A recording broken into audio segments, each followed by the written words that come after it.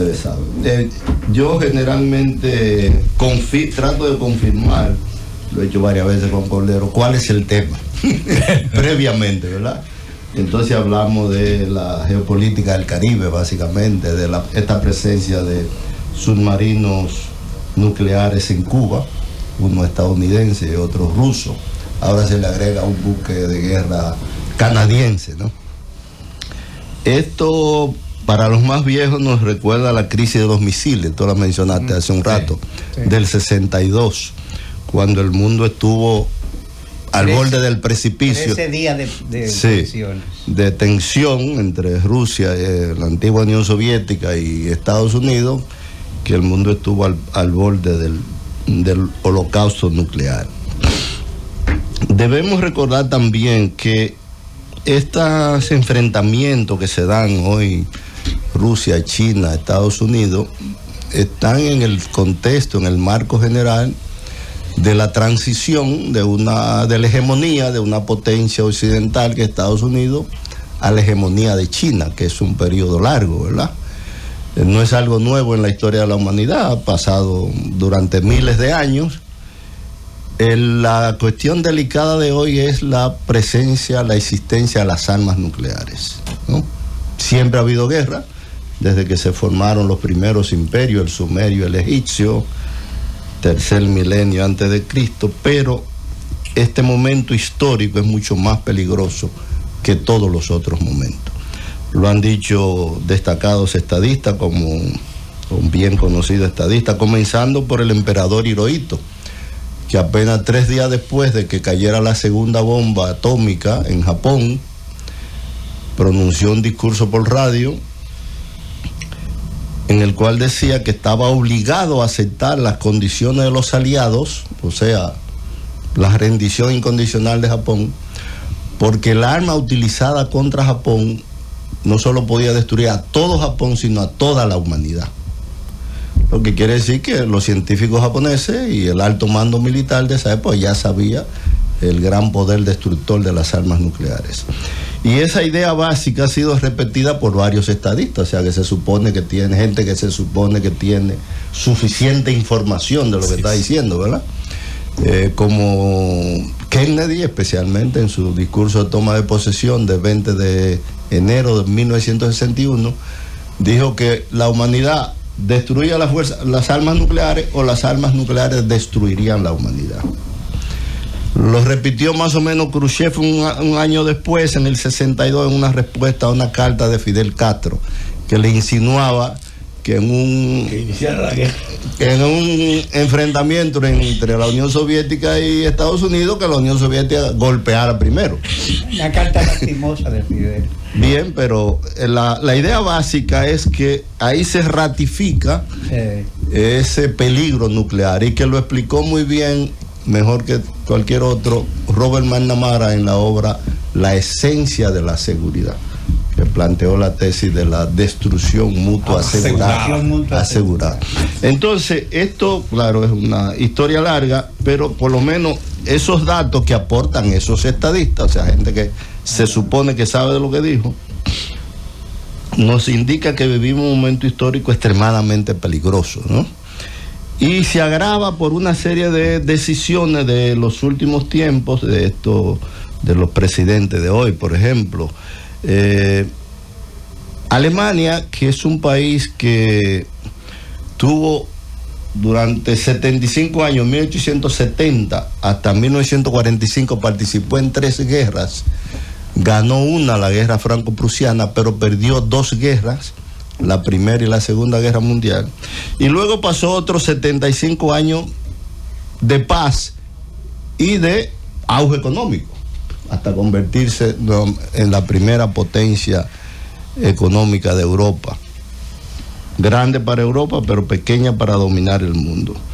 Sin embargo, aunque a Alemania le ha ido mejor en la paz, ahora, en esta situación, estos últimos años, después de la guerra en Ucrania, la invasión de los rusos, en vez de jugar un rol autónomo, como planteaba Juan Luis Cebrián, el fundador del periódico El País, el país, del grupo Prisa, él planteaba que Alemania y Europa debieron jugar una posición de autonomía en vez de plegarse a la posición de Estados Unidos en estas circunstancias, en defensa de sus propios intereses. Sin embargo, lo que ha hecho Alemania es plegarse a esa posición, meterse en la dinámica del aumentar el gasto de guerra, el 2% del Producto Interno Bruto, etcétera, etcétera, ¿no? Estados Unidos, que jugó con las diferencias entre China y Rusia en la década del 70, se entendió con China para enfrentar a la Unión Soviética, y que luego en la época de Barack Obama se entendió con Rusia para enfrentar a China. Sin embargo, en las dos últimas administraciones de Trump y de este hombre que es demócrata, Joe Biden, lo que ha hecho es enfrentar simultáneamente a China y a Rusia, lo que no parece muy inteligente. Y por el contrario, hace el mundo más peligroso todavía. E igual se puede decir de la posición de los rusos, un país enorme, más de 17 millones de kilómetros cuadrados, un exceso de territorio, poca población, menos de 150 millones de habitantes.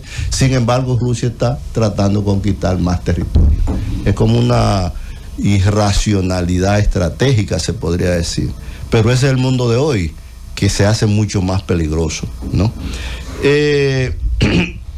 Esta presencia en Cuba de los misiles también nos permite recordar la época en que el movimiento de países no alineados llegó a un auge mayor entre 1975 y 1979, de esos países, como se recordarán, que algunos tenían buenas relaciones con Rusia, otros con China, pero que con Estados Unidos, pero que al final de cuentas buscaban una posición autónoma, ellos dirigir su propia política, como es el caso de Vietnam, por ejemplo, que recibió la ayuda de la Unión Soviética sin lugar a duda para enfrentar a Estados Unidos, derrotó a Estados Unidos en el 75, pero siempre quiso mantener el control de su política. Y otros países, Yugoslavia, México, Egipto, incluso Cuba en buena medida, con su política autónoma en África y en América Latina, independientemente de que estemos no de acuerdo. Hubo entre 1975 y 1979 un auge de ese movimiento de países no alineados. Sin embargo, la invasión soviética en Afganistán y unos cuantos meses después la invasión china en Vietnam, operación punitiva, eso prácticamente anuló ese auge de los países no alineados con esa posición. Nosotros vivimos esa época, estábamos en Europa entonces, en la Federación Mundial de la Juventud Democrática, del 75 al 78, luego en Praga del 78 al 80, y discutimos ese tema de la invasión soviética en Afganistán en el Consejo de Redacción de la Revista Internacional, donde participamos alrededor de 70 delegados del Partido Comunista del Mundo, y me cupo el incómodo honor de oponerme, el único que se opuso a esa barbaridad, a esa política tan torpe de los soviéticos de invadir Afganistán, porque no había en el escenario internacional ninguna razón que justificara esa intervención. Sí. Entonces, ahí comienza una correlación internacional de fuerza completamente distinta a la que había antes del 75-79. Hasta esa época, lo que se veía en el escenario internacional era una gran potencia agresora. Estados Unidos sustituyó a España en la guerra hispanoamericana, controlando Puerto Rico, metiéndose en Cuba, en Filipinas, en Guam, etcétera. Después se mete en Vietnam, después que los franceses son derrotados en Dien Bien Phu, etcétera, ¿no? Lo que se veía hasta ese momento era Estados Unidos interviniendo, como volviendo a la política del gran garrote. Pero del 79 en adelante, con la invasión soviética en Afganistán y la invasión china en Vietnam, ya lo que hay en el escenario son tres potencias agresoras. Entonces el mundo es todavía más complicado, ya no solo por la presencia de la existencia de las armas nucleares, sino por este comportamiento de estas grandes potencias, que lo que pugnan es por descaradamente afianzar sus relaciones en sus áreas de influencia e incluso ir un poco más allá, que es lo que significa la presencia de los buques rusos en Cuba, como la presencia de Estados Unidos en Taiwán, ¿no? Entonces hace el mundo muchísimo más peligroso. ¿Qué puede pasar? ¿Qué pueden hacer países como República Dominicana, un país pequeño con tantas limitaciones? Bueno, por lo menos intentar en la medida de lo posible, hasta donde lo permite la geopolítica. Nuestra situación no es muy halagüeña. Nosotros estamos en una situación parecida a la de México, como dicen los mexicanos de mediados del siglo XIX. Pobre México, tan lejos de Dios y tan cerca de los Estados Unidos. Esa es una realidad que no podemos obviar, pero a pesar de eso sí hay que tratar de que el país tenga una política internacional más o menos autónoma en la medida de lo posible. Y en ese aspecto, el establecimiento de relaciones con China es una que tomó la iniciativa el gobierno de Danilo Medina, por las razones que fuese, porque quería reelegirse, porque quería buscar financiamiento, lo que fuera, etc. Fue una medida positiva porque le da al país por lo menos otro aire, ¿no? Al tener relaciones con otra potencia, no plegarse simplemente a la posición de Estados Unidos. Y eso influye en las posibilidades de actuación de un país pequeño. Por ejemplo, República Dominicana intentó conseguir un puesto en el Consejo de Seguridad de la ONU desde la época de Jorge Blanco. Los demás edad lo recordarán. Hasta se llegó a mencionar el nombre de la persona que se suponía que iba a ocupar el cargo, que era José Valles, el estratega de campaña de Jorge Blanco. No se consiguió. Si no recuerdo mal, en el gobierno de Hipólito también se intentó, y en el gobierno de Leonel Fernández en el 2007 también se intentó conseguir un puesto en el Consejo de Seguridad. No se conseguía porque no había relaciones con China y era imposible conseguir un puesto en el Consejo de Seguridad si no se tenían relaciones con la República Popular China. Entonces establecer esas relaciones permitió ese acceso al Consejo de Seguridad, que la República Dominicana debió haberlo tenido antes, porque es de los países que fundaron la ONU en el 45, ¿no? Y otros países pequeños relativamente, como pequeños igual que nosotros, como Costa Rica, ya habían sido miembros del Consejo de Seguridad. Entonces, el tener un mínimo de autonomía en la política internacional, por encima de plegarse a esas posiciones, sea de China o sea de Estados Unidos, lógicamente es una necesidad para países como República Dominicana, porque es lo que le da las posibilidades de ir más lejos, tener acceso a otros mercados, tener acceso a financiamiento, tener acceso a inversión extranjera, tener posibilidad de traer más turistas de otros mercados.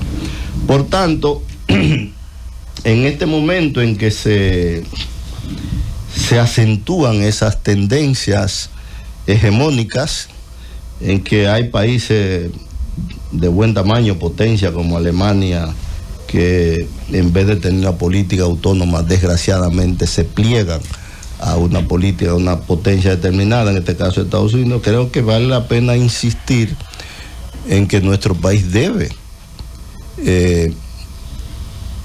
mantener o ampliar una política autónoma por encima de la presencia de los bloques, por encima de la incondicionalidad a un bloque determinado, en este caso de Estados Unidos. No es fácil, es complicado, pero hay que siempre seguir intentándolo. Aquí estuvo Noam Chomsky una vez, alguien le hizo una entrevista y él decía sobre ese tema exactamente, él decía que había que por lo menos tentar los bordes, es decir, ver hasta dónde se podía llegar en ese aspecto de ejercer la autonomía en la política internacional. Nosotros entendemos que sí hay que seguir intentándolo y no plegarse a ningún bloque, porque no nos conviene ni es lo mejor para la humanidad. Gracias, Arsenio, por esa reflexión al final.